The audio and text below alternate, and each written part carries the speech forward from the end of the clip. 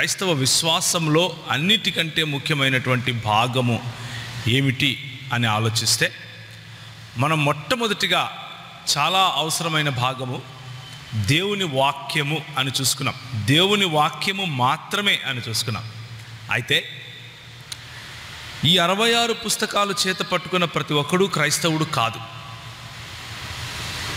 You will be shocked to know this, but let me tell you in little more detail. ఈ 66 పుస్తకాలు చేత పట్టుకున్న వాళ్ళందరూ క్రైస్తవులు అవ్వటానికి అవకాశం లేదు. ఎందుకంటే మీరు చదువుతున్న ఈ 66 పుస్తకాలనే చదువుతారు.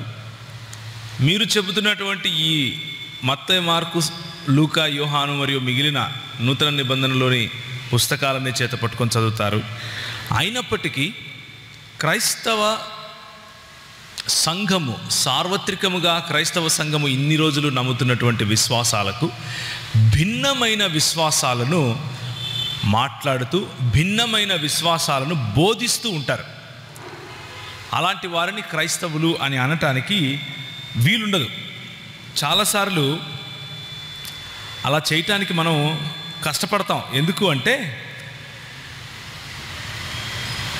మనకు క్రైస్తవ సిద్ధాంతానికి లేకపోతే క్రైస్తవులు అని ఎవరినైనా పిలవాలి మనము అంటే కొన్ని చాలా ప్రాముఖ్యమైన అయితే తప్పనిసరి అయిన సిద్ధాంతాలు ఉన్నాయి.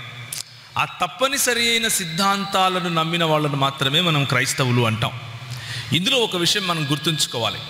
ఈ తప్పనిసరి అయిన సిద్ధాంతాన్ని వివరించటంలో థియోలాజికల్ డిఫరెన్సెస్ ఉండొచ్చు. ఉదాహరణకి నిన్న మన జానీ బ్రదర్ ఒక ప్రశ్న అడిగారు. ఏమని అడిగారంటే, హస్త నిక్షేపణ ఉందా? పాత నిబంధన గ్రంథంలో అభిషేకం అనేవారు, కొత్త నిబంధన గ్రంథంలో తిమోతికి రాసిన పత్రికలో 2-3 వచనాల కారణంగా, తీతుకు మరియు తిమోతికి రాసిన పత్రికలో ఉన్న వచనాల కారణంగా హస్త నిక్షేపణ లేకపోతే పరిచర్య కొరకు ఎవరైనా సిద్ధపరిచి పంపించడం అనే ప్రక్రియ ఉందా? ఉంటే కారణం ఏంటి, లేకపోతే కారణం ఏంటి? ఇది అన్న ప్రశ్న.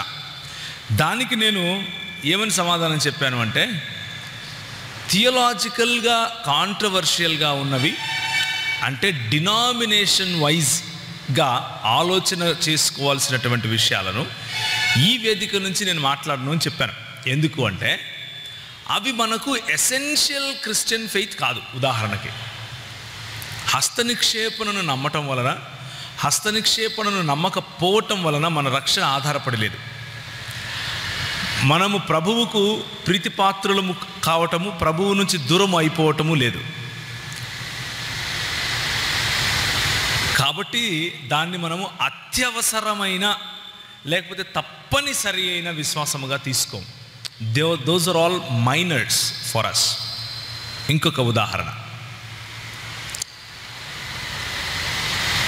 బల్ల ఆదివారం తీసుకోవాలా, ప్రతిరోజు తీసుకోవాలా, వారానికి ఒకసారే ఎందుకు తీసుకోవాలి, నెలకు ఒకసారి ఎందుకు కాకూడదు, సంవత్సరానికి ఒకసారి ఎందుకు కాకూడదు, జీవితం అంతట్లో ఒకసారి ఎందుకు కాకూడదు? రైట్. కానీ దేవుని వాక్య పరిధిలో మనం అర్థం చేసుకుంటే, దేవుని శిష్యులు అపోస్తలుల సమయంలో ప్రతి దినము రొట్టె విరిచారు, ప్రతి ఇంట్లోనూ బల్ల ఏర్పరచుకున్నారు. కొన్ని దినముల తరువాత, కొన్ని రోజుల తరువాత ఆదివారము కూడినప్పుడు వాళ్ళు బల్ల విరిచారు. ఆ తరువాత చర్చ్ హిస్టరీలో చూస్తే మెల్లిమెల్లిగా అది డైల్యూట్ అవుతూ 1 నెలకు ఒకసారి చేసే పరిస్థితులు కూడా చూసాం. తరువాత పండుగకోసారి చేసే పరిస్థితి కూడా చూసాం. స్క్రిప్చర్ను మాత్రమే తీసుకుని వెళ్తే, దేవుని వాక్యాన్ని మాత్రమే తీసుకుని వెళ్తే మనము ప్రతి దినము బల్ల విరవచ్చు. ఒకవేళ మనం సంఘంగా కలిస్తే ప్రతి ఆదివారము బల్ల విరవచ్చు. ఒకవేళ మనం సంఘంగా కలిస్తే స్క్రిప్చర్కు బయట చేసిన ప్రాక్టీసెస్ని మనం తీసుకోవాల్సిన అవసరం లేదు. కాబట్టి దాని నుంచి ఆలోచించాల్సిన అవసరం లేదు. స్క్రిప్చర్లో ఉన్నంత వరకు లేకపోతే వాక్యానుసారంగా మాత్రం తప్పనిసరిగా వారు చేసిన ప్రాక్టీస్ని మనం చేయాలి. అయితే ఆ నెలకు ఒకసారి బల్ల విరిస్తే రక్షణ పోతుందా అన్నది ప్రశ్న. నా ప్రశ్న అర్థమవుతుంది కదా? నెలకు ఒకసారి బల విరిచినంత మాత్రాన, బలలో పాల్పంపులు పొందినంత మాత్రాన నేను క్రైస్తవుణ్ణి అని పిలవబడనా? కాదు. మనకు క్రైస్తవుడు అని పిలువబడటానికి ఎసెన్షియల్స్ కొన్ని ఉన్నాయి. ఎసెన్షియల్స్ చాలా ప్రాముఖ్యమైనవి. ఈ అత్యవసరమైనవి లేకపోతే అతి ప్రాముఖ్యమైన వాటిని గనక తప్పితే ఆ వ్యక్తిని క్రైస్తవుడు అనటానికి వీల్లేదు. అవి ఏంటివి అన్నవే మనం చూడబోతున్నాం ఈరోజు. వీటిని మనము ఈ విశ్వాస ప్రమాణాలను ఎక్కడి నుంచి తీసుకున్నాము అంటే, మెయిన్ లైన్ చర్చెస్లో ఈ మాట చెప్తూ ఉంటారు. ఇది అపోస్తలుల విశ్వాస సూత్రము అంటారు.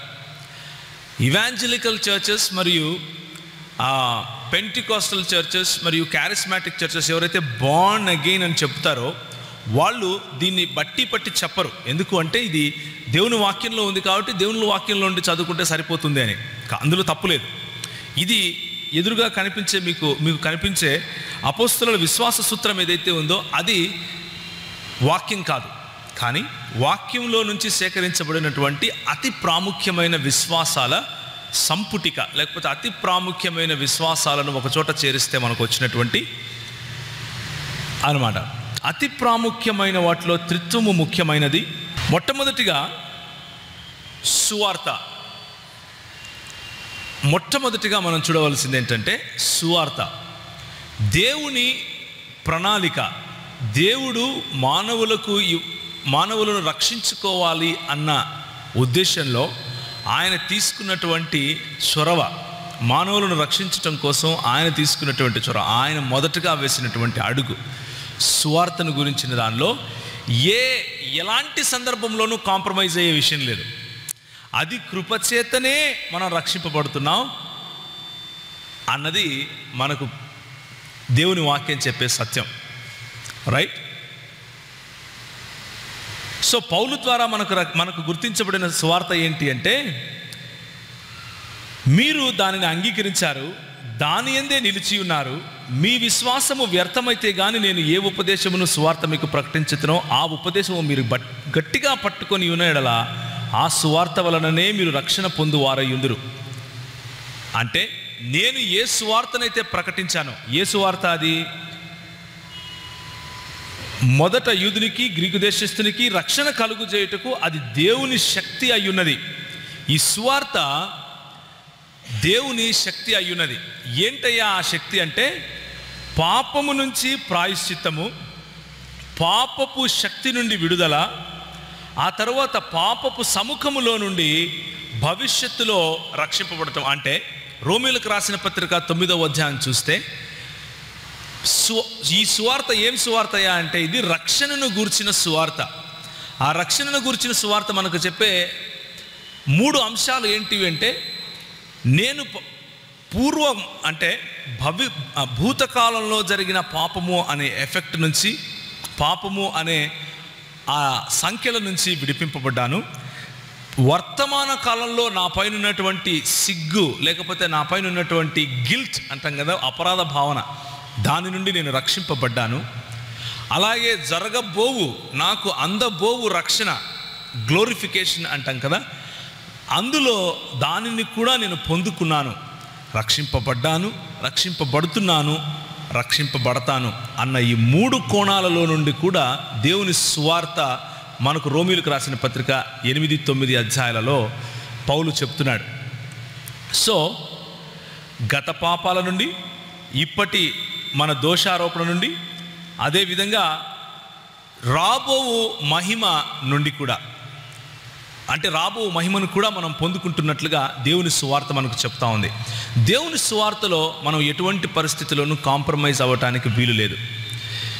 దేవుని సువార్త అనే ఈ యేసు ప్రభువు మనకిచ్చే రక్షణ సువార్త అనే ఈ అంశము నుండి ఎవరైతే తప్పుతారో, ఎవరైతే కృప చేత విశ్వాసము ద్వారా అని, నేను తెలుగులో కరెక్ట్ చెప్తున్నానా?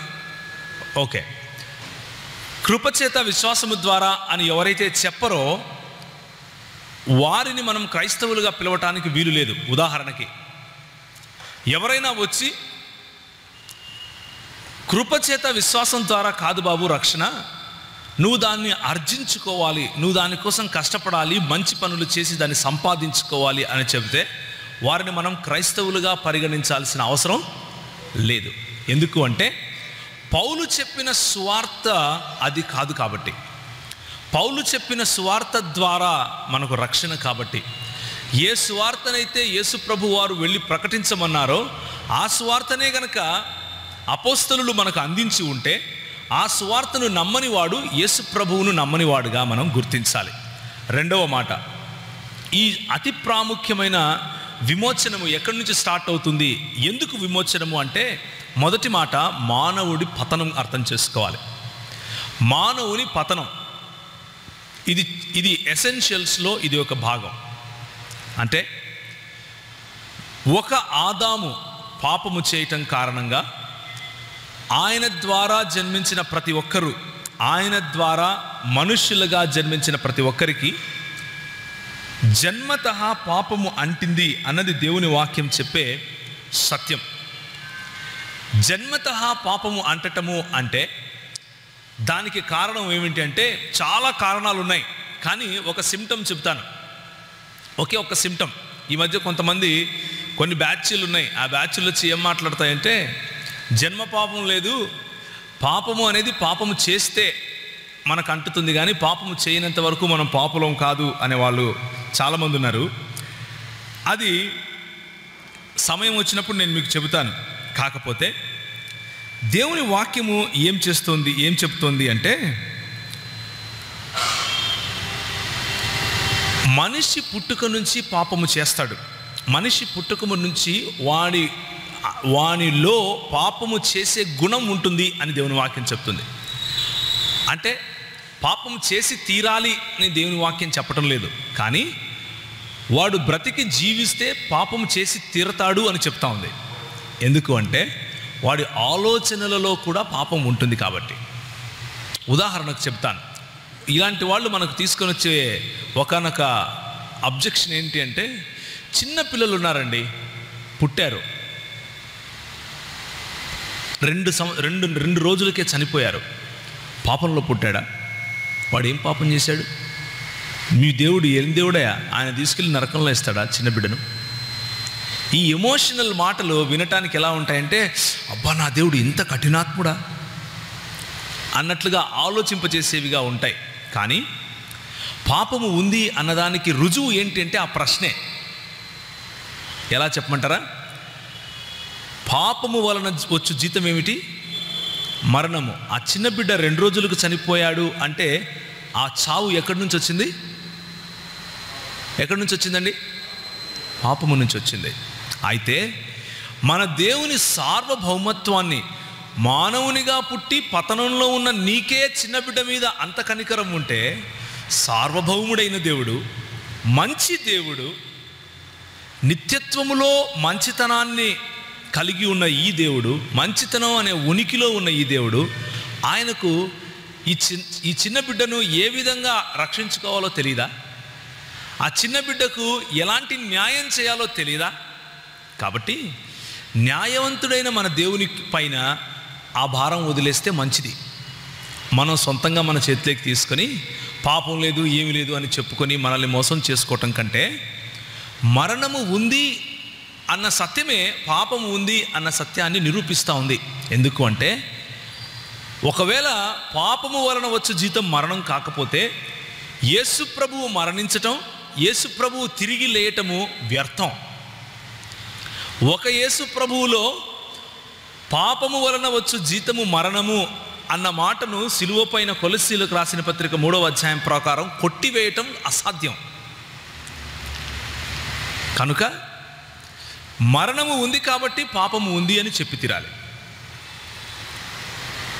మరణము పాపము యొక్క పర్యావసానము అన్న విషయం తెలుసుకున్నప్పుడు, పుట్టిన ప్రతి ఒక్కడు చనిపోయాడు అన్న విషయం తెలుసుకున్నప్పుడు, మరణము ఉంది అంటే పాపము ఉంది అని అర్థం చేసుకోవాలి. దానికి కొంతమంది వస్తారు, అడుగుతారు ఏమనంటే, మరి హానోకు చనిపోలేదు కదా, ఏలియా చనిపోలేదు కదా, అవునా కదా? అందుకనే దేవుని వాక్యము స్పష్టంగా ఏం చెప్తుంది అంటే, హానోకు ఏలియాలకు సైతము సువార్త ప్రకటింపబడుతుంది. హానోకు ఏలియాలకు సైతము సువార్త ప్రకటింపబడుతుంది. ఈ హానోకు ఏలియాలు సైతము, నిన్న అన్న ఒక ప్రశ్న అడిగారు, ఈ ప్రాయశ్చిత్తము లేకపోతే మానవ విమోచనము అనేది అనే మార్గము పాత నిబంధనలో ఉన్నవారికి మనకు ఒకే మార్గమా, లేకపోతే వేరువేరుగా ఏమైనా ఉందా? ఒకే మార్గం. There is only one way. నా వలన తప్ప ఇంకెవడును తండ్రి వద్దకు రాలేడు. హానోకైనా అంతే, ఏలియా అయినా అంతే. వారు రావాలి, వారు చావాలి. చనిపోయిన వారిలో నుండి తిరిగి లేచిన మొట్టమొదటి వాడు, లేకపోతే స్వయంభూ అయి తను తాను వాలంటరీగా ప్రాణం ఇచ్చి వాలంటరీగా ప్రాణం తీసుకున్నటువంటి యేసు ప్రభువు అనే మార్గంలోనే పాపానికి విమోచన. అంతకు తప్ప వేరే మార్గం లేదు అన్నది దేవుని వాక్యం చెప్పే సత్యం. సమయం వచ్చినప్పుడు జన్మ పాపము అనే విషయం గురించి ఇంకొంచెం మాట్లాడుకుందాం. చాలా పెద్ద సబ్జెక్ట్ కాబట్టి ప్రస్తుతానికి ఇక్కడ ఆపుతున్నాను. రెండవ మాట, కన్య మరియకు జన్మించటం తప్పనిసరి. కన్య మరియకు రెండవ మాట, యేసు ప్రభువు కన్య మరియకు జన్మించి తీరాలి. మానవ పతనం గురించి చూస్తే రోమీలకు రాసిన పత్రిక 3వ అధ్యాయం 10 నుంచి 23 వరకు, నీతిమంతుడు ఒక్కడూ లేడు, ఏ ఒక్కడూ లేడు అన్న విషయాన్ని మనం చూస్తాము. మరియ కన్య అయి ఉండటము తప్పనిసరి. మరియ కన్య కాదు అని చెప్పేవాడు క్రైస్తవుడు కాదు. వాడిని క్రైస్తవునిగా అంగీకరించడానికి అవకాశం లేదు. ఎందుకు అంటే, కన్య మరియ గర్భమున జన్మించాలి, లేకపోతే ఒక కన్యకు కుమారుడు అనుగ్రహింపబడతాడు అన్నది ప్రాఫెసీ. అది ఒక ప్రవచనం. ఆ ప్రవచనం నెరవేరి తీరాలి. నెరవేరి తీరకపోతే నెరవేరనటువంటి, లేకపోతే ప్రవచనాన్ని నెరవేర్చినటువంటి క్రీస్తును నమ్మి కూడా లాభం లేదు. కాబట్టి యేసుక్రీస్తు జనన విధాన్ని మత్తయి సువార్త 1వ అధ్యాయం 18 నుంచి 23 వరకు చదివితే, కన్య మరియ పైన పరిశుద్ధాత్ముడు ఆవరించడం, ఆయన శక్తి, పరిశుద్ధాత్ముని శక్తి కారణంగా కన్య మరియ గర్భం ధరించటం, కన్య మరియ గర్భాన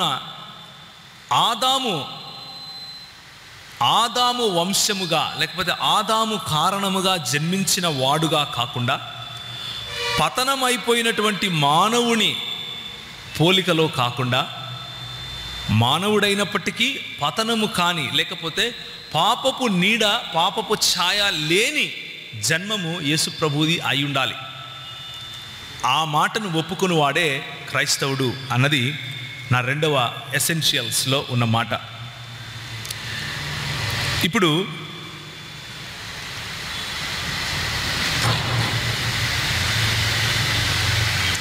ఓకే, క్రీస్తు పరిశుద్ధత. ఈ యేసు క్రీస్తు ఎవరి గురించి అయితే మనకు దేవుని వాక్యం చెబుతా ఉందో, ఆ యేసు క్రీస్తు పరిశుద్ధమైన దేవుడు. పరిశుద్ధుడు అని మనం ఎందుకు చెప్తున్నాము అంటే, రైట్, కొరింథీయులకు రాసిన పత్రిక 5వ అధ్యాయం 21, 2వ కొరింథీయులకు రాసిన పత్రిక 5వ అధ్యాయం 21 చదివితే, దేవుని నీతి అగునట్లు పాపమెరుగని ఆయనను మన కోసము పాపముగా చేసెను అని దేవుని వాక్యం చెబుతా ఉంది. అంటే యేసుక్రీస్తు ప్రభువు పాపిగా చేయబడలేదు, పాపముగా నీ కోసము నా కోసము మనకు నీతి కలుగటం కోసం చేసుకున్నాడు. ఏ పాపమైతే మానవుని పతనం కారణంగా దేవునికి మానవునికి మధ్య అగాధం పెంచిందో, ఆ పాపానికి శిక్ష పడాలి. కాబట్టి యేసు ప్రభువే పాపముగా చేయబడ్డాడు. మన ప్రధాన యాజకుడు మన బలహీనతలను మనతో సహానుభవము లేనివాడు కాదు, కానీ సమస్త విషయములలోనూ మన వలనే శోధింపబడినను ఆయన పాపము లేనివాడుగా ఉన్నాడు. హెబ్రీయులకు రాసిన పత్రిక. యేసు ప్రభువు పాపము లేని జీవితం జీవించాడు. ఆయన పుట్టుకలో పాపము లేదు, ఆయన ప్రవర్తనలో కూడా పాపము లేదు, ఆయన నడవడికలో పాపము లేదు. నిర్దోషమైనటువంటి రక్తము కలిగినటువంటి యేసు ప్రభువు మన కోసము బలి చేయబడ్డాడు అన్న విషయం మనం నమ్మి తీరాలి. అలా నమ్మిన వాడే క్రైస్తవుడు అవుతాడు. 1 పేతురు 3వ అధ్యాయం 18వ వచనంలో, అనీతిమంతుల కొరకు నీతిమంతుడైన క్రీస్తు శరీరం విషయంలో చంపబడియు అన్న మాట మనం చూస్తాం. నీతిమంతుడు ఒకడునూ లేడు అని రోమీయులకు రాసిన పత్రిక చెప్తే, అలా ఒకడు కూడా లేని నీతిమంతుల కోసం ఒక నీతిమంతుడు చనిపోయాడు అని పేతురుకు రాసిన పత్రిక చెబుతా ఉంది, లేకపోతే పేతురు రాసిన పత్రిక చెబుతా ఉంది. కాబట్టి యేసు ప్రభువు యొక్క పరిశుద్ధతను అంగీకరించి తీరాలి. ఇక్కడ ఒక మాట చెప్తాను.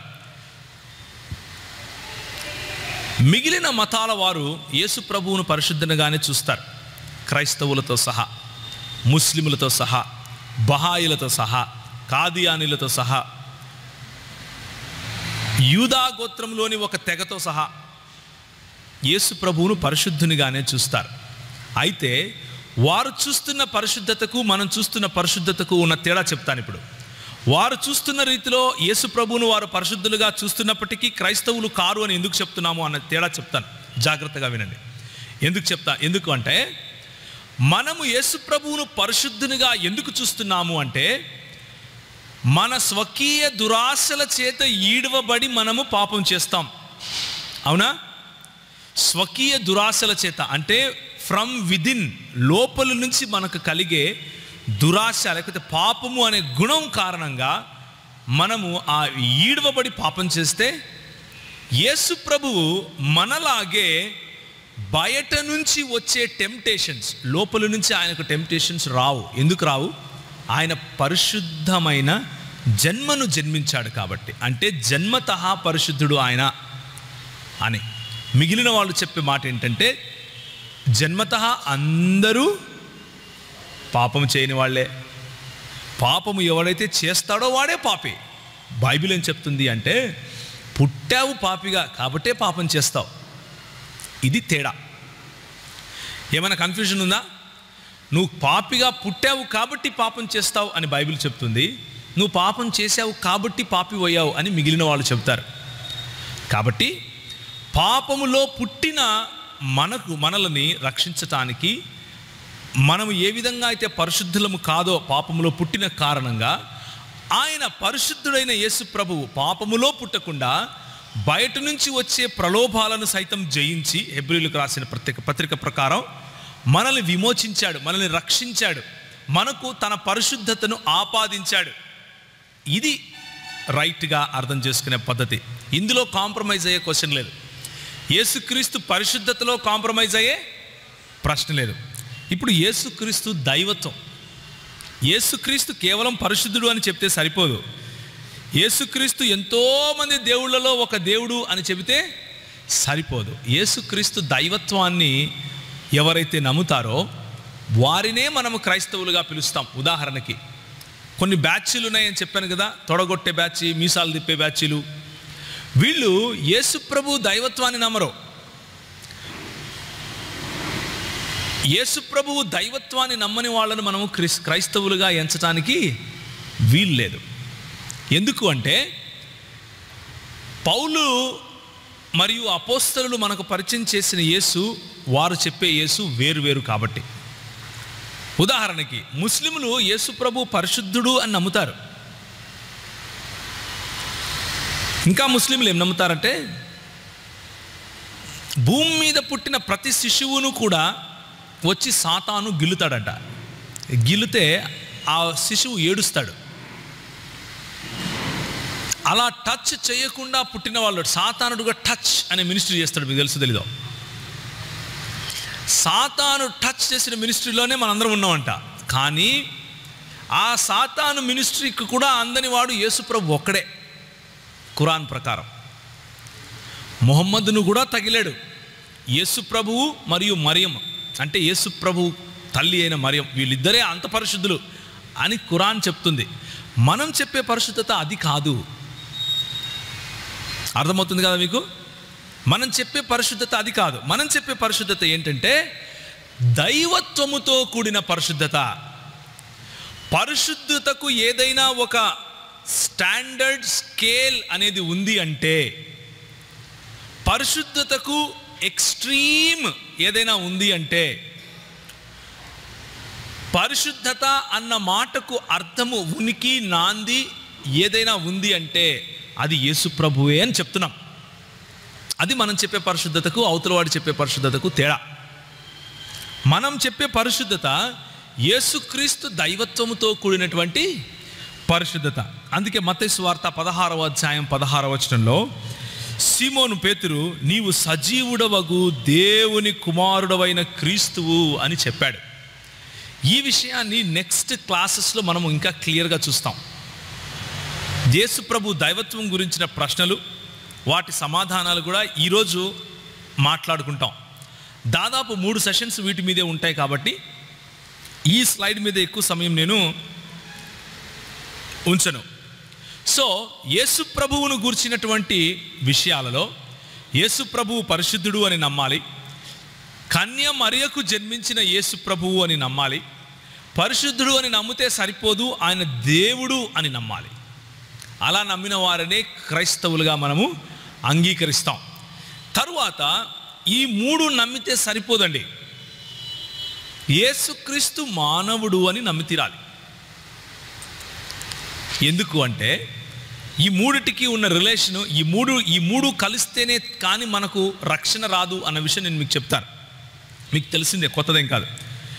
యేసుక్రీస్తు మానవత్వాన్ని మనము యోహాను సువార్త 1వ అధ్యాయం 14వ వచనం కనుక చూస్తే, వాక్యముగా ఉన్న దేవుడు, వాక్యమై దేవునితోనూ దేవునిగాను ఉన్న దేవుడు ఏమై వచ్చాడు?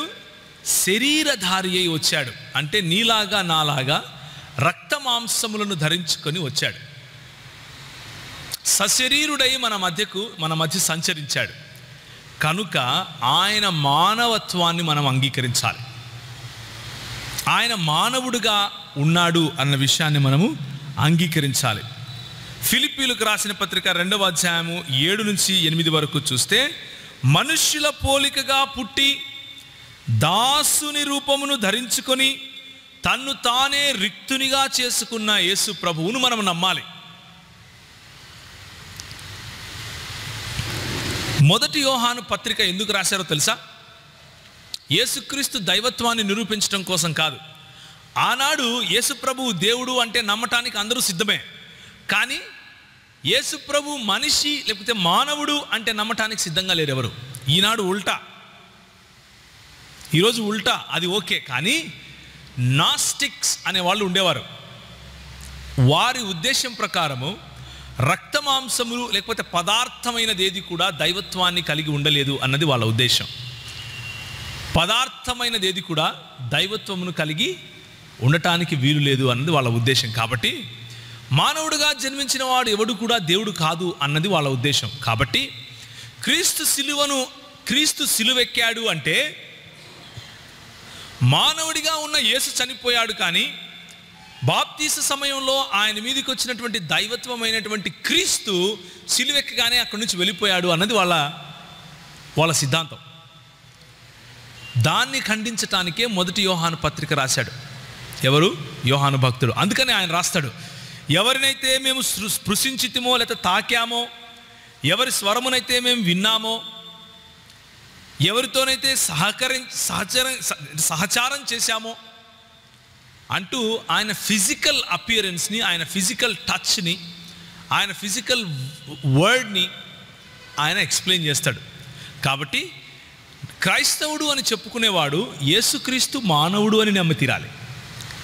మానవుడు కాకపోతే మనకు విమోచన లేదు. ఎందుకు అంటే ఒక ఆదాము ద్వారా మనకు పాపం వచ్చింది, ఇంకొక ఆదాము ద్వారా ఆ పాపము తీసివేయబడాలి. ఒక ఆదాము ద్వారా మనకు అంటినటువంటి ఈ వ్యాధి, పాపం అనే వ్యాధిని ఇంకొక ఆదాము జయిస్తేనే మన నుంచి తీసివేయబడే సాధ్యం ఉంది.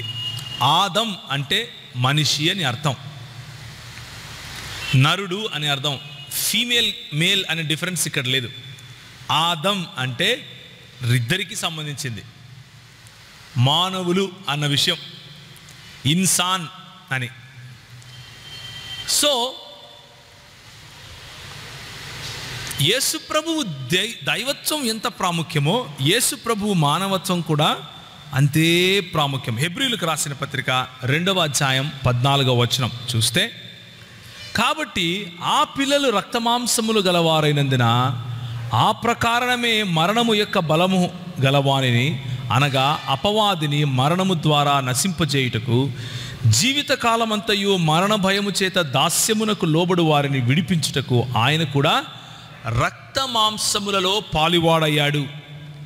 యేసు ప్రభువు రక్త మాంసములలో పాలివాడయ్యాడు.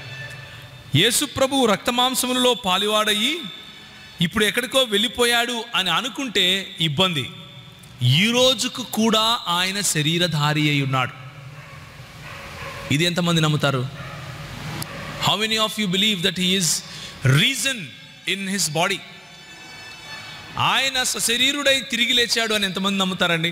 అలా నమ్మని వాళ్ళు క్రైస్తవులు కాదు. So you better believe it. ఒకవేళ అందులో ఏమైనా డౌట్ ఉంటే ఇప్పుడే అడిగి తెలుసుకోండి. ఎందుకు అంటే తిమోతి ఏమంటాడు మనతో? దేవుడు ఒక్కడే, దేవునికి నరునికి మధ్య ఎవరు? క్రీస్తు యేసు అను నరుడు మధ్యవర్తిగా ఉన్నాడు. ఇప్పుడు నరుడేనా ఆయన? ఏమండి, యేసు ప్రభు వారు ఈరోజు ఏం చేస్తున్నారు? మన కోసం విజ్ఞాపన చేస్తున్నారు.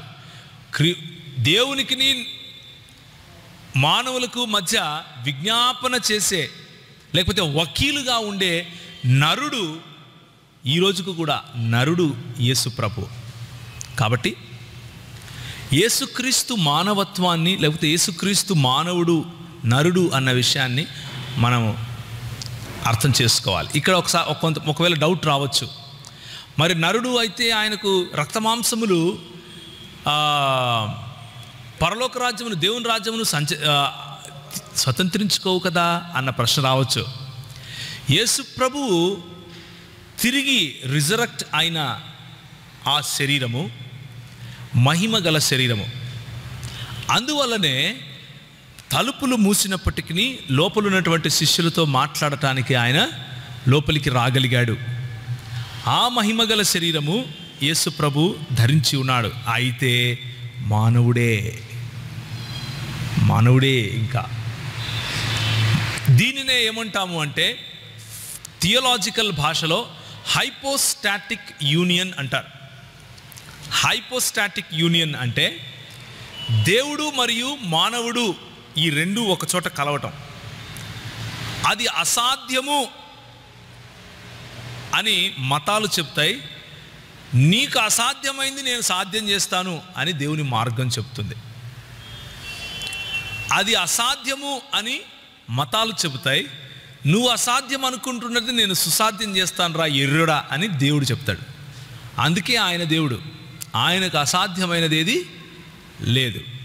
కాబట్టి దేవుడు అంటే యేసు ప్రభువు కన్య మరియకు జన్మించటం మన రక్షణకు మార్గం సరళం చేస్తుంది, లేకపోతే ఆ మార్గాన్ని సిద్ధపరుస్తుంది. యేసు ప్రభువు పరిశుద్ధునిగా జన్మించటం, పరిశుద్ధునిగా జీవించటం మన రక్షణకు చాలా ప్రాముఖ్యం. యేసు ప్రభువు పరిశుద్ధత మాత్రమే కాదు, ఆయన దేవుడు అని చెప్పటం మన రక్షణకు చాలా ప్రాముఖ్యం. ఎందుకు అంటే నిత్యుడగు దేవుడు కాకుండా మన పాపాలను పరిహరించటానికి ఏ మానవునికి శక్తి లేదు. ఎన్ని గొర్రెలు ఎన్ని దూడలు అర్పించినా, వేలాది నదులంతా విస్తార తైలము తీసుకొని వచ్చినా మనం చేసిన పాపాలకు సరిపోవు. అది నిత్యుడగు అనంతుడగు దేవుడు మాత్రమే చేయగలడు. కాబట్టి యేసు ప్రభువు దేవుడు అయి ఉండాలి. అదేవిధంగా చేసింది పాపము మానవుడు కాబట్టి మానవుని బలి తప్పదు. కాబట్టి ఆయన నరావతారం తీసుకున్నాడు. ఈ నాలుగు మాటల్లో ఏ ఒక్క మాట మనం విస్మరించినా కానీ క్రైస్తవులుగా చెప్పుకునే అర్హతను కోల్పోయిన వారం అవుతాం. జాగ్రత్తగా ఉండాలి. ఇప్పుడు ఈ దేవుడు ఏ దేవుని గురించి అయితే, లేకపోతే ఏ యేసుక్రీస్తు గురించి అయితే మాట్లాడుతున్నామో ఆ యేసుక్రీస్తు మనకు చెప్పినటువంటి మాటలు గమనించి చూస్తే దేవుడు ఐక్యుడై ఉన్నాడు, లేకపోతే దేవుని ఐక్యత, లేకపోతే దేవుని oneness, the unity of God అన్నది మనకు తెలుస్తుంది. యూనిటీ ఆఫ్ గాడ్, దేవుని ఐక్యత. ఇప్పుడు మనం అర్థం చేసుకోవాల్సింది ఏంటంటే ముగ్గురు దేవుళ్ళు ఉన్నారు అని చెప్పే క్రైస్తవుడు కాదు. జాగ్రత్తగా వినండి నేను చెప్పే మాటలు. ముగ్గురు దేవుళ్ళు ఉన్నారు అని చెప్పేవాడు క్రైస్తవుడు కాదు. దేవుని వాక్యం చెప్పేది ఏంటి అంటే ఒక దేవుడే. ద్వితీయోపదేశకాండము 6వ అధ్యాయము 4వ వచనము. ద్వితీయోపదేశకాండము 6వ అధ్యాయం 4వ వచనం ఏం చెప్తుంది? ఇశ్రాయేలు వినుము, నీ దేవుడైన యెహోవా అద్వితీయుడగు యెహోవా. ఇష్మా ఇస్రాయిల్ యాహ్వే ఎలోహిను యాహ్వే యెహాద్ అని హెబ్రీ భాషలో ఉంటుంది. సో దేవుడు ఒకడు అన్న విషయాన్ని మనం అర్థం చేసుకోవాలి. ఒక దేవుణ్ణే మనం ఆరాధిస్తున్నాం. ఎవరైనా వచ్చి క్రైస్తవులు మీరు ముగ్గురు దేవుళ్ళను ఆరాధిస్తారా అని అడిగితే మన ఆన్సర్ ఏంటండి? కాదు, మేము ఒక్క దేవుణ్ణి ఆరాధిస్తాం. దీని వివరణ తర్వాత చూద్దాం. కానీ ప్రస్తుతానికి ఫౌండేషన్స్ అర్థం చేసుకోవాలి. ఈ ఫౌండేషన్స్ తప్పిన వాడు ఎవడు క్రైస్తవుడు కాదు అని చెప్పడం కోసం ఇది చెప్తున్నాను. నేను తప్ప నీకు వేరొక దేవుడు ఉండటానికి వీలు లేదు అని మన దేవుడు చెబుతాడు. నేను అని తన్ను తాను ఆయన ఒక దేవునిగానే ఏం చేస్తాడు? బయలుపరుచుకుంటాడు. ఒకడే దేవుడు తప్ప వేరొక దేవుడు లేడని నూతన నిబంధన గ్రంథం కూడా చెబుతుంది. 1 తిమోతి 2:5లో దేవుడు ఒక్కడే అని చెబుతుంది. కాబట్టి దేవుని యొక్క ఐక్యతను మనం మర్చిపోకూడదు. దేవుడు ఒక్కడే అన్న సందేశాన్ని మనం మర్చిపోకూడదు. అయితే దేవుడు ఒక్కడే అని చెప్పే మతాలు ఇంకా ఉన్నాయి. ప్యాంథీయిజం కూడా దేవుడు ఒకడే అంటుంది. ఇస్లాం కూడా దేవుడు ఒకడే అంటుంది. కాదియానీలు కూడా దేవుడు ఒకడే అంటారు. మాదీయులు దేవుడు ఒకడే అంటారు. ఈ రోజుకు సెబీయులు దేవుడు ఒకడే అంటారు. రైట్? జొరాస్ట్రియన్లు దేవుడు ఒకడే అంటారు. చాలా మంది ఇంకా ఉన్నారు దేవుడు ఒక్కడే అనేవాళ్ళు. ఈ మధ్య త్రైత సిద్ధాంతం అని ఒకటి వచ్చింది. భగవద్గీతలో నుంచి త్రైత సిద్ధాంతం. ఆడు కూడా దేవుడు ఒకడే అంటాడు. సో దేవుడు ఒకడే అని చెప్పిన వాళ్ళందరూ క్రైస్తవులు కారు. దేవుడు ఒకడే అంటే ఏ ఒకడు అని ప్రశ్న అడిగితే త్రిత్వమైన దేవుడు, త్రియేకుడైన దేవుడు అని చెప్పేవాడు క్రైస్తవుడు. త్రియేకుడైన దేవుడు అన్న విషయాన్ని నమ్మని వాడు క్రైస్తవుడు కాదు అని మనం అంటాం. ఎందుకు అంటామో నేను ఇప్పుడు చెప్తాను. నెక్స్ట్ 2-3 సెషన్స్ అవే, కాబట్టి ఏం తొందర లేదు, మెల్లిగా చూసుకుందాం. దేవుడు త్రియేకుడు కాకపోతే చాలా సమస్యలు వస్తాయి. ఆ సమస్యలు ఏంటో కూడా మనం చూస్తాం. కనుకనే దేవుని వాక్యంలో స్పష్టంగా అపోస్తలులు తండ్రి, కుమార మరియు పరిశుద్ధాత్ముడు అన్న ఫార్ములాను మనకి ఇచ్చారు. తండ్రి, కుమార, పరిశుద్ధాత్ముల నామము పేరట అని సింగులర్ వర్డ్ వాడినప్పటికీ ముగ్గురు వ్యక్తులను గురించి మాట్లాడారు. ప్రభువైన యేసు కృపయు, దేవుని ప్రేమయు, పరిశుద్ధాత్మ సహవాసము అంటూ ముగ్గురు వేరు వ్యక్తులను కోట్ చేస్తున్నప్పటికీ ఒక దేవుని గురించి మాట్లాడుతున్నట్లుగా వాళ్ళు చెప్పారు. కాబట్టి మనము నమ్మే దేవుడు ఒకడే, కానీ ఆయన ముగ్గురు వ్యక్తులలో తన ఉనికిని చాటుకున్నాడు. ఈ విషయాన్ని గుర్తుంచుకోవాలి. దీని వివరణ నెక్స్ట్ సెషన్స్లో మనం చూస్తాం. ఇప్పుడు ఈ మంచి దేవుడు, ఏ దేవుడినైతే మనం ఆరాధిస్తున్నామో ఈ మంచి దేవుడు కృప చూపించే దేవుడు. ఆ దేవుని కృప సార్వభౌమాధికారము కలిగినటువంటి ఈ దేవుని కృప మనకు క్రైస్తవులముగా చెప్పుకోవటానికి ఇది ఒక చాలా ఇంపార్టెంట్ టాపిక్. దేవుని కృప లేకుండా, దేవుని కృపను నమ్మకుండా మనము క్రైస్తవులుగా చెప్పుకోవటానికి అసాధ్యం. కారణం చెప్తాను. యోహాను సువార్త 15వ అధ్యాయము 5వ వచనం, ఎవడు నా యందు నిలిచియుండునో, నేను ఎవని యందు నిలిచియుందునో వాడు బహుగా ఫలించును, నాకు వేరుగా ఉండి మీరు ఏమీ చేయలేరు. అంటే మానవుడు దేవుని కృపపైన, దేవునిపైన ఆధారపడి ఉన్నాడు అన్నది సత్యం. ఇది దేవుని వాక్యం చెప్పే సత్యం. దీన్ని విస్మరిస్తే క్రైస్తవుడు అని చెప్పుకోవటం కష్టం, చెప్పుకోవటానికి వీలు లేదు. ఆయన నుండి వేరై మనం ఫలించలేము అన్న సత్యాన్ని మనం అర్థం చేసుకోవాలి. మనం విశ్వాసము ద్వారానే కృపచేతనే రక్షింపబడ్డాం కాబట్టి మనము దేవుని కృపను విశ్వసించక తప్పదు. ఇప్పుడు మనం అనుకున్నవన్నీ కూడా, మనం ఏవేవైతే మాట్లాడుకున్నామో ఇప్పుడు ఇవన్నీ కూడా ఎసెన్షియల్స్ ఆఫ్ క్రిస్టియన్ ఫెయిత్, మన క్రైస్తవ విశ్వాసానికి చాలా మూలమైనవి. 9వ పాయింట్, మన విశ్వాసము ఏంటి అంటే, ఒకడు నీతిమంతునిగా తీర్చబడాలి అంటే అది విశ్వాసము ద్వారానే అన్నది యేసు ప్రభువు మనకు నేర్పించినటువంటి లేఖనాలు మనకు నేర్పించే విశ్వాసం. మన పనుల ద్వారా విశ్వాసంగా తీర్చబడము, నీతిమంతునిగా తీర్చబడము. విశ్వాసము లేకుండా దేవునికి ఇష్టుడై ఉండుట అసాధ్యము. It is impossible to please God without faith. Without faith it is impossible to please God. హెబ్రీయులకు రాసిన పత్రిక 11వ అధ్యాయం. అలాగే మనము ఎలాంటి విశ్వాసాన్ని నమ్ముతాము అంటే, మంచి పనుల చేయటం కోసము తీసుకున్న విశ్వాసాన్ని నమ్ముతాం, మంచి పనుల వలన సంపాదించుకున్న విశ్వాసాన్ని కాదు. Okay, our faith or the symptom of our faith is good works. The source of our faith is not good works. అంటే మంచి పనుల కారణంగా మనకు విశ్వాసం రాదు, కానీ మనకు క్రీస్తు యేసు పట్ల ఉన్న విశ్వాసం కారణంగా మంచి పనులు మనం చేస్తాం.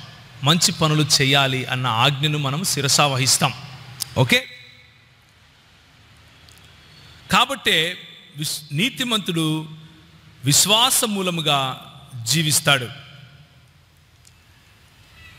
అయితే ఈ విశ్వాసము మూలముగా దేవుని కృపచేత మనం రక్షింపబడాలి అంటే యేసుక్రీస్తు యొక్క పశ్చాత్తాప బలిని మనం స్వీకరించాలి. ఉచితముగా ఇవ్వబడిన ఈ పశ్చాత్తాప బలిని మనము దాన్ని స్వీకరించాలి. యేసు ప్రభువు మన కొరకు బలిగా అర్పించబడ్డాడు కాబట్టే నాకు రక్షణ అన్న సత్యాన్ని మనం నమ్మాలి. ఇది ఈ 10 మనకు చాలా ప్రాముఖ్యమైనటువంటి విశ్వాసములు. ఇప్పుడు 11వది, యేసుక్రీస్తు చనిపోతే సరిపోదు, ఆయన తిరిగి లేపబడాలి. అందుకనే యేసుక్రీస్తు పశ్చాత్తాప బలి, ఉదాహరణకి ముస్లింలు చూడండి, పశ్చాత్తాప బలిని వాళ్ళు నమ్మరు. వమా కతలహు యకీనా అంటారు, అంటే వారు నిశ్చయముగా ఆయనను చంపలేదు కదా, ఆయనను చంపనూ లేదు, ఆయన సిలువ ఎక్కించనూ లేదు. వమా కతలుహు వమా సలబుహు. అయితే దేవుని వాక్యం చెప్పేదేంటి? ఆయన నిశ్చయంగా సిలువపైనే చనిపోయాడు. అది నమ్మని వాడు క్రైస్తవుడు కాదు.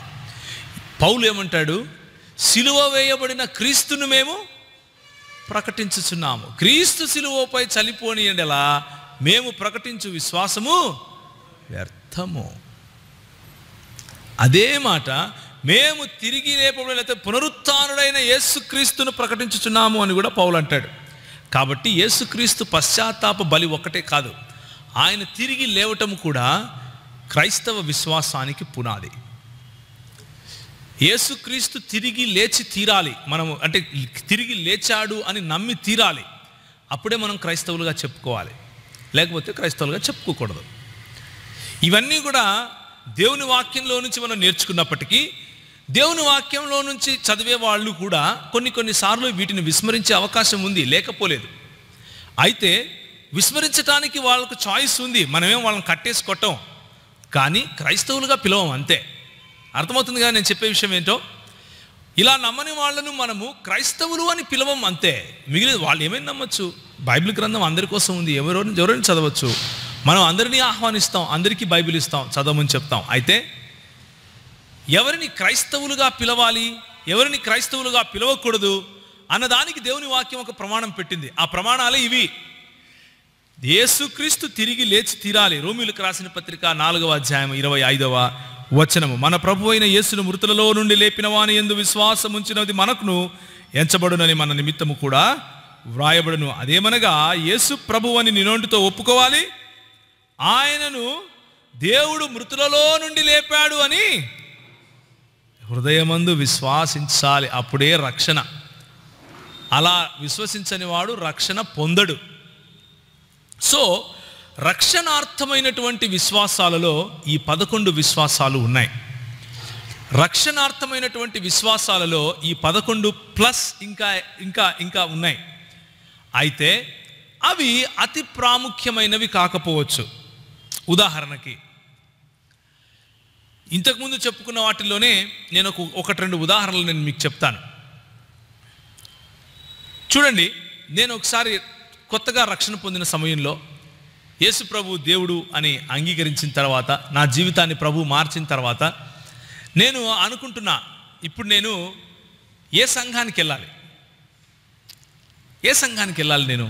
నేను రక్షింపబడిన సంఘానికే వెళ్తున్నాను. నాకైతే తెలీదు. కానీ ఒకరు వచ్చారు, నీకో విషయం తెలుసా, నువ్వు పోయే సంఘం ఎత్తబడే సంఘం కాదు అన్నాడు. నేను అడిగాను, నాకు తెలీదు, అప్పుడప్పుడు రక్షణానుభవంలోకి వచ్చాను. అవునా అన్న, నేను అంటే ఇప్పుడు నేను చచ్చిపోతే ఈ సంఘాన్ని ఎత్తబడకపోతే ఈ సంఘంలో నేను లేను కాబట్టి నేను వెళ్ళనా పైకి అన్నాను. వెళ్ళవు అన్నాడు. మరి నేను ఎక్కడికి వెళ్ళాలి అన్నాడు. అంటే అక్కడ ఒకటి ఉంది, దైవజనుడు ఫలానా ఆయన ఒక సంఘం పెట్టాడు, అక్కడికి వస్తే నువ్వు ఎత్తబడతావు అన్నారు. సరే అన్న, వస్తానని చెప్పి 2-3 రోజులు వెళ్ళాను, 2-3 ఆదివారాలు. కానీ విశ్వాస ప్రమాణంగా నేను ఏ సంఘంలో అయితే రక్షణ పొందానో ఆ సంఘానికి, ఏ అన్న అయితే నన్ను తీసుకెళ్ళాడో ఆ సంఘానికి నాకేం పెద్ద తేడా కనిపించలేదు. దేవుని వాక్యం ఇప్పి చూస్తే నాకు అనిపించింది ఏంటంటే, నాకు అర్థమైంది ఏంటంటే, కొద్దిగా తర్వాత దేవుడు తను తాను ప్రకటించుకునే, తను తాను ప్రత్యక్షపరచుకునే సమయంలో దేవుని సంఘము అని చెప్పే దేవుని సంఘము, క్రీస్తు శరీరము అని చెప్పే సంఘము, అది సార్వత్రికమైనది. It is a universal church. అదేవిధంగా అది స్థానికమైనది కూడా. మనము నమ్మినటువంటి ఈ 11 ప్రాముఖ్యమైన విశ్వాసములను, వీటిలో నుంచి తప్పకుండా ఏ సంఘం అయితే ఉంటుందో ఆ సంఘాలన్నీ, ఆ సంఘాలు కాదు, సంఘము ఎత్తబడుతుంది. ఆ సంఘం అంతా ఎత్తబడుతుంది. ప్రశ్న ఏంటంటే, మనం సంఘంగా భావిస్తున్నది నిజంగా దేవుని సార్వత్రిక సంఘములో లేకపోతే యేసుక్రీస్తు శరీరంలో ఉందా లేదా అన్నది చూసుకుంటే చాలు.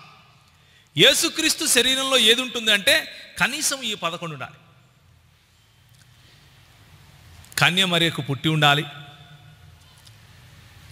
యేసు ప్రభు కన్యమరకు పుట్టాడు అని నమ్మి ఉండాలి, యేసు ప్రభు పరిశుద్ధుడు అని నమ్మాలి, యేసు ప్రభు పరిశుద్ధుడు మాత్రమే కాదు ఆయన దేవుడు అని నమ్మాలి, యేసు ప్రభు పరిశుద్ధుడు, దేవుడు, కన్యమరకు పుట్టినవాడు మాత్రమే కాదు ఆయన మనిషి అని నమ్మాలి, మానవుడు అని నమ్మాలి, దేవుని ఏకత్వాన్ని నమ్మాలి, దేవుని త్రిత్వాన్ని నమ్మాలి, సువార్తను నమ్మాలి, ఆ సువార్తలో భాగమైనటువంటి కృపచేత విశ్వాసము ద్వారా రక్షణ పొందటం అనే సిద్ధాంతాన్ని నమ్మాలి.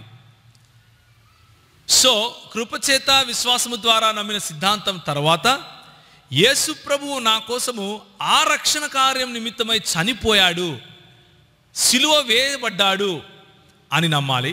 అది నమ్మితే సరిపోదు, ఆయన తిరిగి లేచాడు, పునరుత్థానుడయ్యాడు అని నమ్మాలి. ఇది మాత్రమే సరిపోదు, ఇంకొకటి ఉంది. ఏంటి చెప్పండి? సువార్త. ఇది చెప్పండి, సువార్త పూర్తి కాదు. ఏంటో చెప్పండి? ఆయన తిరిగి రానయ్యున్నాడు. ఆయన తిరిగి వచ్చి నిన్ను నన్ను లేపుతాడు. మళ్ళా ఆయన తిరిగి వచ్చి గొర్రెలను మేకలను ప్రత్యేకపరుస్తాడు. ఆయన తిరిగి వచ్చి నిన్ను నన్ను ఆయన మేఘారుడై మహిమా శరీరంలో నిన్ను నన్ను తీసుకెళ్ళిపోతాడు. బ్రతికున్న మనము ఆయనను వెళ్ళి మేఘముల మధ్య కనుగొంటాం. చనిపోయిన వారు లేపబడతారు. వీటిని నమ్మాలి. పునరుత్థానమును, యేసుక్రీస్తు పునరుత్థానమును నమ్మిన మనము పునరుత్థానం చెందుతాము. యేసు ప్రభు మధ్యాకాశం మీద బూరధ్వనితో వస్తాడు అని నమ్మి తీరాలి. అలా నమ్మని వాడు క్రైస్తవుడు కాదు. ఇప్పుడు ఒక విషయం గుర్తుంచుకోండి, ఇందులో డీటెయిల్స్లో డిఫరెన్సెస్ ఉండొచ్చు. అంటే మిలేనియం ఎప్పుడు జరుగుతుంది? నువ్వు పోస్ట్ మిలేనియమా, ప్రీ మిలేనియమా? శ్రమలు ఎప్పుడు వస్తాయి? శ్రమల తరువాత సంఘం ఎత్తబడుతుందా, శ్రమలకు ముందే ఎత్తబడుతుందా? There are differences in theologies of tribulation లేకపోతే మిలేనియం. 1000 సంవత్సరాల పాలన తర్వాత ట్రిబ్యులేషన్, ర్యాప్చర్, వీటి విషయం గురించి ఒక్కొక్క డినామినేషన్ ఒక్కొక్క రకమైన ఎక్స్ప్లెనేషన్ ఇస్తుంది. అయితే ప్రాముఖ్యమైనది ఏంటి మనకు అంటే, యేసు ప్రభు వస్తాడు, అది ప్రాముఖ్యం. యేసు ప్రభు వచ్చినప్పుడు మనల్ని లేపుకుంటాడు, అది ప్రాముఖ్యం. అందుకనే ఇలాంటి డిఫరెన్సెస్ ఉన్నప్పటికీ మనం వాళ్ళని క్రైస్తవులు అంటాం. ఎందుకు అంటే ఎసెన్షియల్ పార్ట్లో వాళ్ళు తప్పిపోవట్లేదు. ఎసెన్షియల్ విశ్వాసంలో అంటే అతి ప్రాముఖ్యమైన విశ్వాసంలో వాళ్ళు నిలకడగానే ఉన్నారు. ఆ అతి ప్రాముఖ్యమైన విశ్వాసాన్ని ఏ విధంగా వాళ్ళు ఎక్స్ప్లెయిన్ చేస్తారు, వివరిస్తారు అన్న దాంట్లో వేరు వేరు దృక్పథాలు ఉన్నాయి, అంతే కదా. అక్కడ ఒకవేళ కొంచెము లూజ్గా ఉన్నా కానీ ఇబ్బంది లేదు. ఇబ్బంది లేదు అంటే ఎప్పటికీ అలాగే ఉండాలి అన్నది నా ఉద్దేశం కాదు. ఇబ్బంది ఉన్న చోట మాట్లాడుకొని వాటిని సరిచేసుకుంటే మంచిదే. అయితే అలాంటి సిద్ధాంతాలు నీ రక్షణను పోగొట్టవు అన్నది నేను చెప్పే విషయం. ఆ సిద్ధాంతంలో ఉన్నటువంటి తేడా కారణంగా నీ రక్షణను నువ్వు కోల్పోవు. ఆ సిద్ధాంతాన్ని సరిగ్గా నమ్మినంత మాత్రాన నీకు రక్షణ రాదు. ఇది నేను చెప్పే విషయం. అగైన్, రక్షణ కార్యము లేకపోతే యేసుక్రీస్తు మన కోసం చేసినటువంటి రక్షణ సంకల్పము అన్నదానికి కూడా రెండు వేరు దృక్పథాలు ఉన్నాయి. ఒక దృక్పథాన్ని రిఫార్మ్డ్ దృక్పథము లేక కాల్వినిస్టిక్ దృక్పథము అంటారు. ఇంకొక దృక్పథాన్ని ఆర్మేనియన్ లేక నాన్ కాల్వినిస్ట్ దృక్పథము అని అంటారు. ఈ రెండు దృక్పథాలు ఉన్నవారిని క్రైస్తవులుగానే పిలుస్తాం. ఎందుకు అంటే రక్షణ యేసు ప్రభువులోనే విశ్వాసము కృపచేత విశ్వాసం ద్వారానే అన్నది నమ్ముతారు, ఇద్దరూ నమ్ముతారు. అయితే దానికి ఉన్న ఎక్స్ప్లెనేషన్లో డిఫరెన్సెస్ ఉంటాయి. అయినా కానీ వాళ్ళిద్దరినీ క్రైస్తవులుగానే నమ్ముతాం, వాళ్ళిద్దరినీ క్రైస్తవులుగానే స్వీకరిస్తాం. ఎందుకు అంటే థియలాజికల్గా ఎక్స్ప్లెనేషన్లో డిఫరెన్సెస్ ఉన్నంత మాత్రాన ఒకరిని క్రైస్తవుడు అని క్రైస్తవుడు ఇంకొకరు కాదు అని చెప్పటం వల్ల మనకు వచ్చే లాభం లేదు. అయితే ఈ 11 విషయాలు మాత్రము మనము తప్పనిసరిగా నమ్మి తీరాలి. వాటికి తరువాత ఇంకా కొన్ని ఉన్నాయి. ఇప్పటికీ క్రీస్తు నరుడుగానే ఉండి మన కోసం విజ్ఞాపన చేయటం, శరీరపరమైన క్రీస్తు ఆరోహణం, తర్వాత ప్రధాన యాజకుడైన క్రీస్తు విజ్ఞాపన, ఆ తర్వాత క్రీస్తు రెండవ రాకడను గురించినటువంటి మహిమకు సంబంధించినటువంటి ఆయన ఉనికి, ఇలాంటి విషయాలు కూడా ఉన్నాయి. పరలోకం నిత్యత్వంలో ఉంటుంది, అది ఈరోజు మనకు సిద్ధపరచబడుతోంది అన్న విషయం మనం నమ్మి తీరుతాం.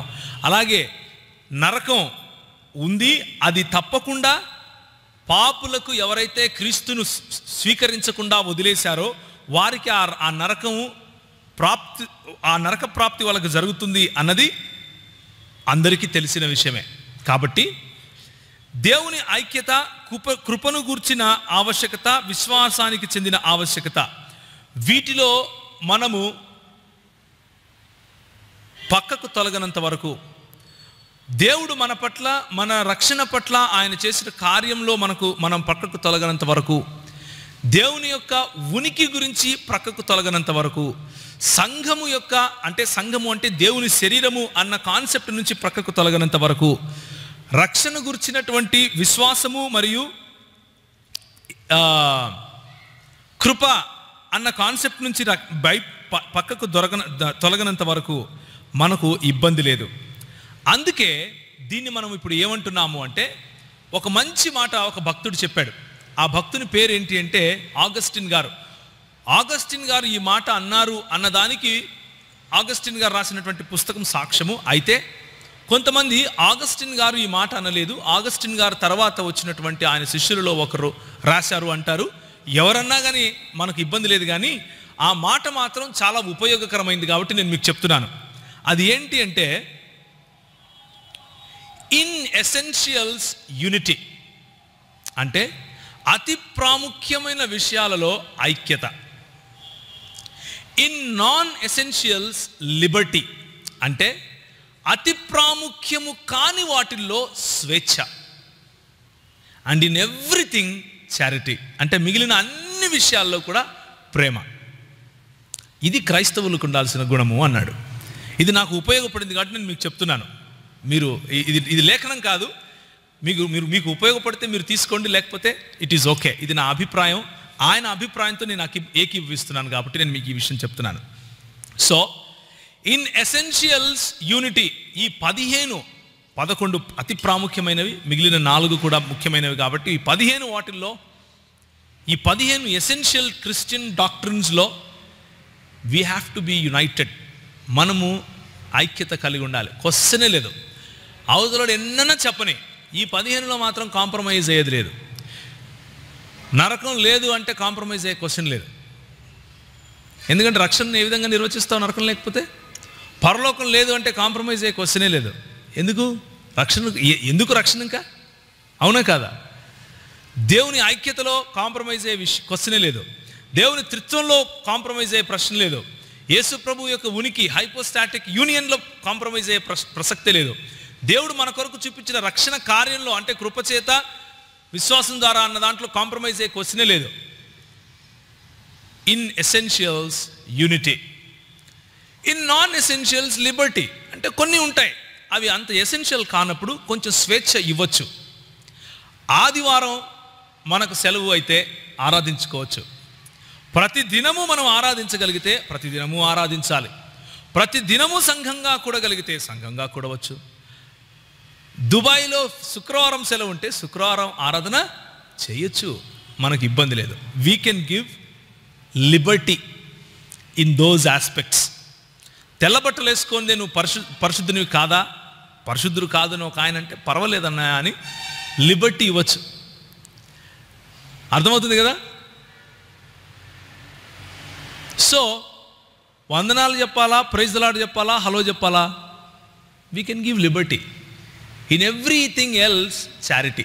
మిగిలిన అన్ని అధార్మికమైన, లేకపోతే ధర్మానికి, మన విశ్వాసానికి సంబంధించని అన్ని విషయాల్లో కూడా ప్రేమ చూపిస్తే చాలు. In essentials unity, in non essentials Liberty, in everything else charity. ఇది కనుక మనము గుర్తుపెట్టుకున్నాం అనుకోండి, we will preach gospel to get people inside the church, not to throw people outside the church. చాలా బాధాకరమైన విషయం ఏంటంటే, let me tell you with a smile on my face, నవ్వుతూ ఒక మాట చెప్పనండి నన్ను, ఎందుకంటే బాధగా ఉంది కాబట్టి చెప్తున్నా. ఏంటంటే, సంఘంలో నుంచి తోలు వేసేందుకే మన మెసేజెస్ ఉంటాయి ఎక్కువ. నువ్వు అట్లున్నావు, నువ్వు ఇట్లున్నావు, నువ్వు వాడివి, నువ్వు వీడివి, నువ్వు అద్ది, నువ్వు ఇది అన్నవే ఉంటాయి. కానీ అప్రిషియేటింగ్ మెసేజెస్ తక్కువ ఉంటాయి మనవి. మన విశ్వాసం ఎంత గొప్పది, నువ్వు విశ్వసిస్తున్నావు, I'm appreciating you for that. నువ్వు యేసు ప్రభువును నీ దేవుడని ఈ 15 విషయాలలో, ఈ 15 ఎసెన్షియల్ విషయాలలో నువ్వు నమ్మకంగా ఉంటున్నావు, I appreciate you for that అన్న మెసేజెస్ తక్కువ. మన ఫోకస్ అంతా నేను ఏ విధంగా అవతలి వాడి కంటే రైచస్ అని చెప్పడంలోనే ఉంటుంది. బాధాకరం కదా? నేను అవతలి వాడి కంటే ఏ విధంగా ఎక్కువ నీతిమంతుణ్ణి అని చెప్పడంలోనే మన ఫోకస్ అంతా ఉంటుంది. లేకపోతే నా సంఘము అవతలి సంఘం కంటే ఏ విధంగా గొప్పది అని ప్రూవ్ చేసుకోవడంలోనే మొత్తం ఎనర్జీ స్పెండ్ చేస్తాం. ఇన్ఫ్యాక్ట్ రాదర్ దెన్ దాట్, అలా చేయటం కంటే, బ్రదర్ నువ్వు సంఘం కడుతున్నావు, నేను ఒక సంఘంలో ఉంటున్నాను, లెట్ us గ్రో టుగెదర్. మంది దుకాణం కాదు అని ఎప్పుడు తెలుస్తుంది అంటే, అందరినీ కలుపుకొని తిరిగితేనే తెలుస్తుంది. నేను సెపరేటిస్టు, నేను కేసీఆర్ అని చెప్పుకుంటే అలాగే కూడా తిరగచ్చు. అలా తిరిగే సంఘాలు చాలా ఉన్నాయి, రైట్? సో ఈరోజు ఉదయం ఒకవేళ మీరు నాకు కొంచెం లిబర్టీ ఇస్తే, నేను చెప్పదలుచుకున్న విషయం ఏంటి అంటే, ఈ సెమినార్లో ఒకవేళ మీరు ఏదైనా గుర్తుంచుకోగలిగితే, మొత్తం ఈ 3 రోజుల్లో ఒక్కటి గుర్తుంచుకోండి. అదేంటి అంటే, మన సువార్త పరిచర్య మన వాక్య పరిచర్య, మన ఏ పరిచర్య అయినా, సువార్త మరియు వాక్య పరిచర్య తర్వాత బయట ఉన్న ఏ పరిచర్య అయినా సరే మనం చేసేది ప్రజలను కట్టడానికి, ప్రజలను కలుపుకోవటానికి, ప్రజలను నిర్మించటానికి, కూల్చటానికి, తోలివేయటానికి, తరిమివేయటానికి కాదు. నేను గొప్పవాణ్ణి అని చెప్పడానికి అవతలి వాడు తక్కువ అని చెప్పే అవసరం లేదు. నా సంఘం మంచిది అని చెప్పటానికి అవతలి సంఘం చెడిపోయింది అని చెప్పాల్సిన అవసరం లేదు. అయితే దేవుని వాక్యంలో గంభీరంగా సరిచేయాల్సిన విషయాలు ఉంటే గంభీరంగా సరిచేయాలి. దేవుని వాక్యానుసారంగా గంభీరంగా ఎవరైనా తీర్చిదిద్దాలి అంటే గంభీరంగా తీర్చిదిద్దాలి. అందులో కాంప్రమైజ్ అవ్వాల్సిన అవసరం లేదు. దేవుని సేవకునిగా, దేవుని పరిచర్య చేసేవాడిగా దేవుడిని అందుకు పిలుచుకున్నాడు కాబట్టి అది చేయాలి. అయితే తీర్పు తీర్చే పని దేవునికే వదిలేద్దాం. తీర్పు తీర్చే పని ఒక్కటి యేసు ప్రభువుకు విడిచిపెడదాం. ఆయనకు తెలుసు కదా, ఆయన సార్వభౌమాధికారాన్ని అక్కడ కూడా నమ్మాలి, ఆయన కృపను అక్కడ కూడా నమ్మాలి, ఆయన న్యాయాన్ని అక్కడ కూడా నమ్మాలి. అలా నమ్మగలిగితే మనము in essentials we will be united, and in non essentials with grateful heart we will give freedom or liberty, and in everything else we will show charity. అతి ప్రాముఖ్యమైన విషయాల్లో మనము యునైటెడ్గా, ఒకటిగా ఉంటాం. అంతగా ప్రాముఖ్యత లేని విషయాల్లో మెల్లిమెల్లిగా వాళ్లకు అర్థం చేసుకునేందుకు సమయాన్ని ఇన్వెస్ట్ చేస్తాం, కొంచెం చెబుతాం. ఉదాహరణకు తీసుకోండి, ఒక ఆయన ఉన్నాడు అమెరికాలో, జార్జ్ ముల్లర్ గారు తెలుసు కదా మీకు. ఆయన రోజు రాత్రి ఒక చుట్ట తాగి పడుకునేవాడు. ఎంతోమందికి ఆశీర్వాదకరంగా ఉండేవాడు. ఎంతోమంది ఒక బైబిల్ కాలేజ్ కట్టాడు, చక్కటి బోధ, రిఫార్మ్డ్ బోధ, అది కూడా ఎంతోమంది పిల్లలను పెంచేవాడు. కానీ ఒకానొక రోజు ఒక ముసలాం వచ్చి, ఒక కొంచెం ఏజ్డ్ ఆమె వచ్చి, అయ్యా అంతా బాగుందయ్యా, కాకపోతే నీలో ఉన్న యేసు ప్రభువును సిగరెట్ తాగుతూ నేను చూడలేకపోతున్నానయ్యా అంది. అర్థమవుందా? అంటే అన్నిట్లోనూ యునైటెడ్. ఇది ఆ బలహీనత ఉంది, ఆ బలహీనతను ఏ విధంగా సరిచేయాలి. ఆమె వచ్చింది, చాలా ప్రేమగా ఆమె చెప్పింది. జార్జ్ ముల్లర్ దాన్ని విడిచిపెట్టేశాడు, సింపుల్గా విడిచిపెట్టాడు. So what I'm trying to say is, మన సంఘంలో బలహీనంగా ఉన్నవాళ్ళు ఉంటారు. బలహీనతతో ఉన్నప్పటికీ యేసు ప్రభువు గురించినటువంటి ఈ 15 అతి ప్రాముఖ్యమైన విశ్వాసాలలో బలంగా ఉంటారు. అలాంటి వాళ్ళను తోలేయడం కంటే ఆ బలహీనతలను సహించటం మంచిది, ఆ బలహీనతలను భరించటం మంచిది, ఆ బలహీనతలతో వాళ్ళతో పాటు నడవటం మంచిది, ఆ బలహీనతలలో వాళ్ళను బలం ఇవ్వటం మంచిది. ఆ బలహీనతలను వాళ్ళకి చూపించి, ఈ బలహీనత గనక నువ్వు అధిగమిస్తే ప్రభువుకు ఆశీర్వాదకరంగా ఉంటావు అన్న విషయాన్ని మనం చెప్పగలిగితే, వారు తప్పకుండా మన చేతిలోను, దేవుని చేతిలోను, సంఘము కొరకు ఉపయోగపడే వాళ్ళుగా ఉంటారు. దయచేసి తలలు వంచుకుంటే ప్రార్థన చేసుకుందాం.